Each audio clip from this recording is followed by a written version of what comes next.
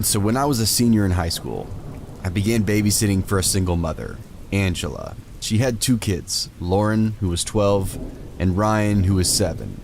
Now, Angela had recently divorced from her husband, and I started babysitting for their family before the separation, so I had a sideline view of the messy situation at hand. After the divorce was finalized, Angela came into a good deal of money and ended up buying a 2-story, white brick old house in a historic neighborhood of my town. Now, when I say this house was old, it was old. The type of old that carries a smell with it. The type you can hear in every floorboard. The type that carries so much history, you can't but feel like memories are seeping out of the walls. The type of old that is pleasant during the day, magical even. But at night, it seems foreign, scary, like you're just a guest passing through a structure that will remain long after you have left. So, when I was watching the kids one Friday night, which was a normal night with them, Angela always said she had dinner plans with friends, but I know she was going to a bar and getting plastered because she would always come home and leave the money on the dining room table, yell thank you in a slurred voice, and proceed to walk up the incredibly creaky stairs, all without coming into contact with me. On this night, it was around 9 p.m., and I had just gotten the kids into bed. They each had their own bedrooms, but slept in Ryan's bunk beds because she hated sleeping alone. Usually, Lauren would stay awake and play with her tablet for a little bit before falling asleep. But Ryan usually passed out pretty quickly, once I could finally get him to stop getting up, for water or to pee for another story. It would literally take 20 to 30 minutes to get him to bed. Anyway, it's 9 p.m. I'm alone downstairs in the den. The actual living room didn't have a TV, it was more of a sitting room. And the den, of course, was closed off and had its own door. There's only one way in or out of that room, which I left open so I could listen upstairs for the kids if they needed me, or if they were sneaking out of bed. As I'm sitting on the couch flipping through the channels trying to find something to watch on TV, I hear a very light knock on the front door. Now, I can see the front door from where I'm sitting because it was a straight shot from the den, and the couch was back far enough that all I had to do was lean my head back. I should note here, the only lights that were on inside the house were the upstairs hall light, the den lights, and a small lamp in the kitchen. The only light that allowed me to see the front door is what it cast down the staircase. The front door did have 2 slender windows on either side of it, but they had curtains that were drawn. So apart from the solid door and 2 closed curtain windows, I couldn't see outside on the front porch. Maybe it was because the house was so old, and I used to hear it creak all the time, or because I'm a lock freak and keep all entrances, windows included, to any place I'm staying, locked tight. I had seen way too many horror movies to forget to lock a door, so I didn't go peek out one of the windows. I simply decided to ignore it, even though it definitely started up my adrenaline. I continue flipping through the channels. At this point, I'm not really paying attention to the TV anymore. Maybe a minute passes, and I hear the knock again, but this time, it's a little louder. Loud enough that I can no longer pass it off as the house creaking. Quiet enough that it wouldn't wake the kids. Now I have no choice but to get up off the couch and peek out one of the windows. Trying to be sneaky, I crouch down and look out the window from a really low way if someone was watching through the curtains, that hopefully they wouldn't see me. But when I draw the curtains back, no one is there. The only things I see are an empty street illuminated by the classic looking street lamps and a very dark front yard due to the shadows being cast by several large wide trees. I'm not gonna lie to you, I was pretty freaked out. I'm a high school senior babysitting 2 kids asleep in bed in a large old house that already gives me the creeps on its own. I was literally in the setting of every single horror movie right now. Having too much adrenaline to go back and try to watch TV, but not feeling threatened enough to call Angela or the cops yet, I opt for sitting on the bottom step of the staircase, which was right in front of the door, and playing on my phone, checking the front door lock before I go to sit down just in case. I kid you not, maybe 10 seconds after I'd sat down, I hear the knock again. But this time, instead of being sneaky, I simply peek out the curtain at eye level, just in time to see someone run behind one of the trees in the front yard. Let me tell you, I actually let out a sigh of relief. Where I grew up, Ding Dong Ditch was a staple for teenagers, and I could handle harmless teenager pranks. Usually, to get the ditchers to stop, just simply turn on the porch light. So that's what I did. I laughed a little as I walked back to the couch. I should have reasoned that it was just a prank from the beginning. But as my butt hits the couch once again, I hear yet another knock. But this time it's even louder than the last two. So now my anxiety has turned to annoyance. I've got 2 sleeping kids upstairs, and if this knocking persists, it could wake them, leaving me to the task of getting them back to bed. So, up from the couch I go, I pull one of the curtains back, revealing an empty lit front porch, and proceed to flick the porch light on maybe 5 or 6 times, leaving the light on after I'm done. But instead of going back to the couch, I stand there and wait with the curtain open, daring any teenager to try to ring that doorbell or knock one more time. After a few minutes, I feel confident that I may have gotten them to leave. So I turn the porch light off, close the curtains, and head back to the den. What greets me 5 minutes later is the loudest knocking I've ever heard. It honestly sounded like someone was trying to break the door down. At this point, I don't know what I'm feeling more, anger or fear. I rush to the front door, pull back a curtain, flip on the light, and I come face to face with a person wearing a full-on bunny rabbit costume. Think the Easter Bunny, but the costume looks 50 years old and is incredibly dirty. For maybe 10 seconds, I just stand there in utter shock. A creepy bunny costume was the last thing I expected to see. A teenager laughing his head off? Sure. An escaped convict wielding a knife? Sure. A dirty old bunny rabbit costume? Not a chance. The creepiest part was, they're just standing completely still, staring straight ahead at the front door, until they slowly turned their masked head and looked directly at me. That is when I noticed that the mesh eyes that are usually on costumes like this, you know, the ones to allow a person to have some sort of vision, have been completely cut out. So I'm actually looking right into the eyes of the person hiding inside this thing. And that is what triggers my fight or flight. Not because there was a creep rabbit stranger on the front porch, but because those eyes looked so empty, I felt like I might be swallowed up if I stared into them for too long. I jumped back from the window, pulled the cell phone from my back pocket, and went to dial 911, still keeping my eyes on the bunny man, but further away from the window now. 911, please state your emergency. There's a man on my front porch in a creepy bunny costume. He's been knocking on the door for a little over 10 minutes. Okay, ma'am. Is he still on the porch now? Yes, he's staring at me through the window. Can you send someone here, please? Fast. I'm babysitting 2 kids. Alright, can you give me your name and address? We will get someone en route. I give them my address and name, and then ask, how fast can they be here? Something is really off. We have officers nearby. They should be there shortly. Just stay on the phone with me until they arrive, okay? Okay. Before either of us have a chance to say anything, I feel a tug on my shirt, which almost made me shit my pants. I've been so focused on the phone call and keeping an eye on the bunny man, I didn't hear the kids come downstairs. When I spun around to look at them, the kids peered at me and could see the bunny man, and both promptly let out a blood-curdling scream. This then triggers the bunny man, who begins to bang wildly on the front door again. At the sight of his raging on the front door and 2 terrified kids, I keep the phone in my hand but pull it away from my ear. Wrap the 2 kids up in my arms before quickly rushing them into the den and closing the door behind us. Even through the closed den door, we can still hear the banging. Laura and Ryan are both crying at this point and refusing to let go of my waist. Will someone get here soon? He's banging on the door again, and the kids are awake and scared shitless. They're only a few minutes out. Can you and the children try to find a safe place to hide? We are in the den with the door locked. There really isn't a place to hide in here. Okay. Keep the door locked and sit tight. Officers will be there soon. Can you still hear him outside? Yes, it's really loud. I'm scared he's gonna break the door down.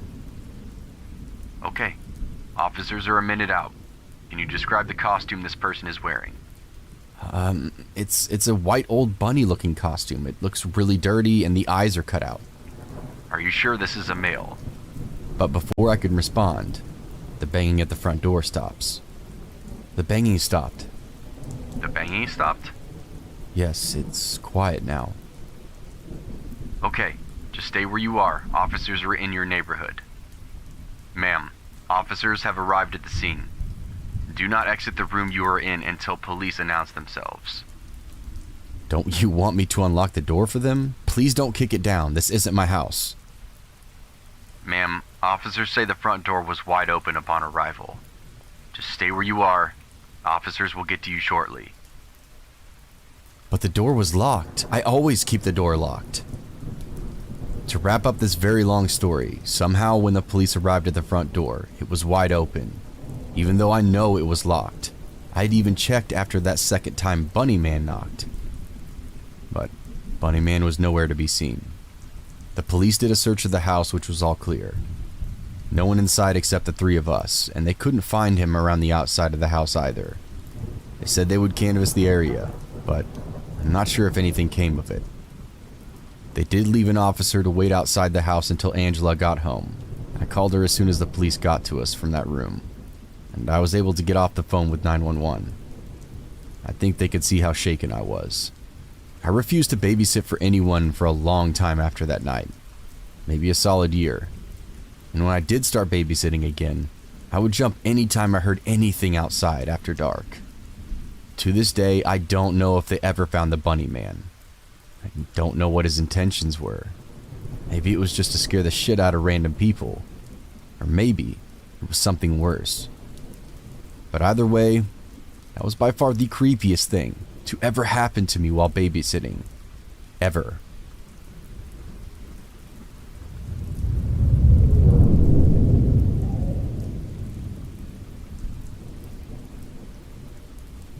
I'll tell you my story, but I need to leave out some identifying details.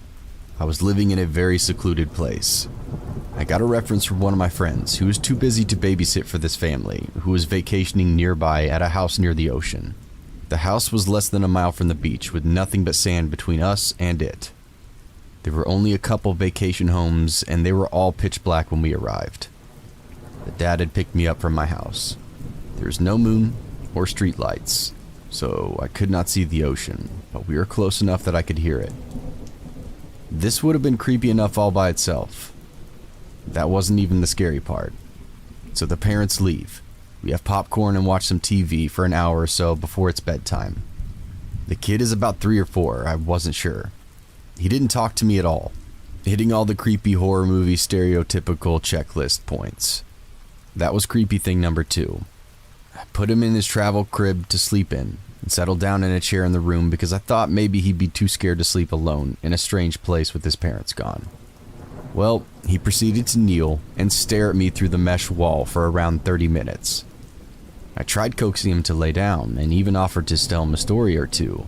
About this time, the mom calls to check in. I inform her he's not falling asleep, and she says, "Oh, you have to leave him alone in there and close the door. You can leave the light on and just ignore whatever you hear. He'll tire himself out eventually." So I'm like, WTF, but whatever. I tell him goodnight, close the door, and he still continues to just stare at me. I go to sit in the next room when this thumping noise starts. It starts slow, then continues to get louder. So I get up to peek into the room and see what he's doing.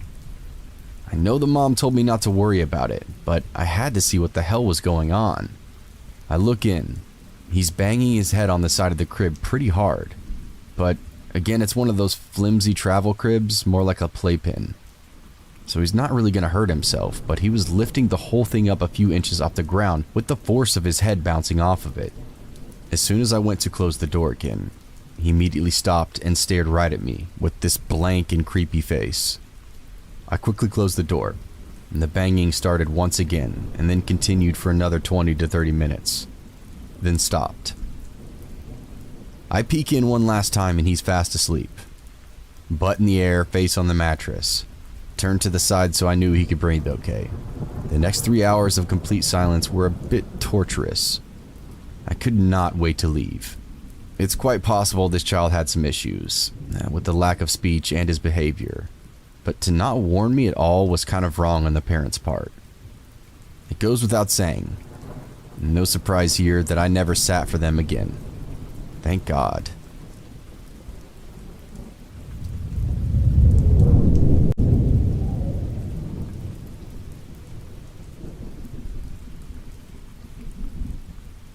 This happened around 20 years ago, so the details involved are a little bit hazy. I was in middle school. I lived in an upper middle class neighborhood in a little New England town with virtually no crime. I had just started babysitting and had just taken a whole babysitting course at a local hospital.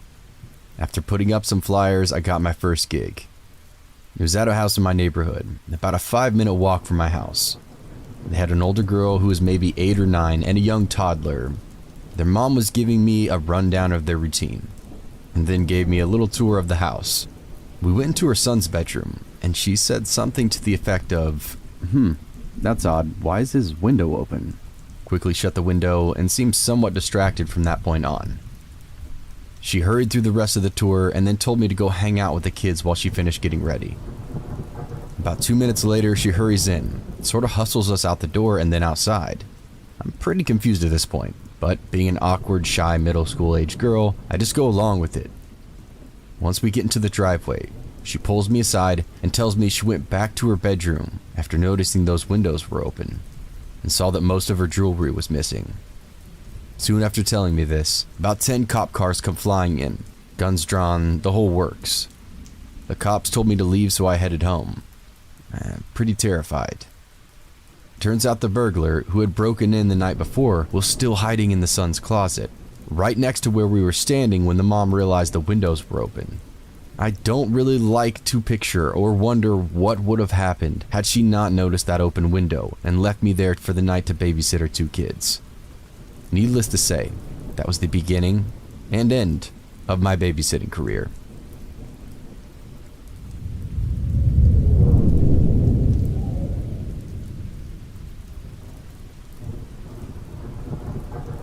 I used to babysit for a family that had 2 boys, one 10 and one 12.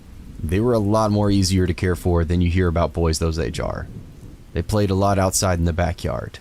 They even had a full tree house that they spent a lot of time in. A lot of times when I was over there babysitting, they would spend a lot of the time just playing in that tree house. There were even times when their parents would let them camp out in that tree house. Normally just in the summer, but in those instances, I only had to go up and check on them every so often. This took place during a pretty hot summer. The kids were all excited about sleeping out in the treehouse that night, and their mom told me it would be okay, just to check on them ever so often, and I tended to always do this, including after they'd gone to sleep. So I went back and forth several times. The boys were staying up late, reading comics, and just being boys. When I went to check on them around 11 o'clock, they had finally fallen asleep. I turned off the light and went back to the house. On the way back, I paused for just a moment.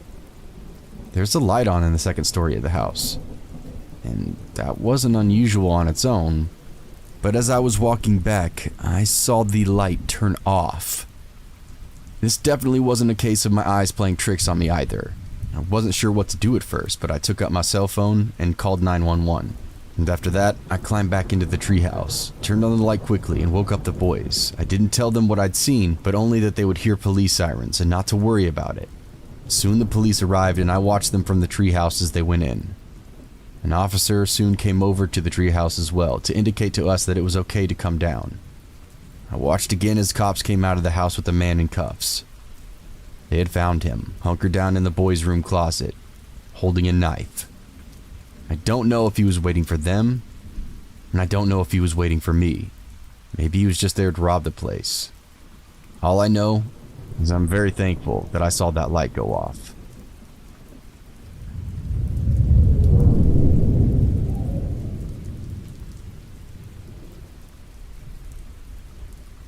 I was babysitting for a family that I've been doing this for several years. They always paid me very well and gave me extra money for pizza for dinner and all that. So after a couple of hours after the parents had left, and once the kids had done all of their homework, I went ahead and ordered the pizza. When the pizza guy arrived, it was a different guy than I'd seen before. He was a bit awkward at first, not really seeming to acknowledge that I was there, just kind of giving me this creepy look. After a moment, he looked over at the car and told me he had gotten the pizza wrong. He went back over to his car, grabbed another pizza, and came back to deliver this one.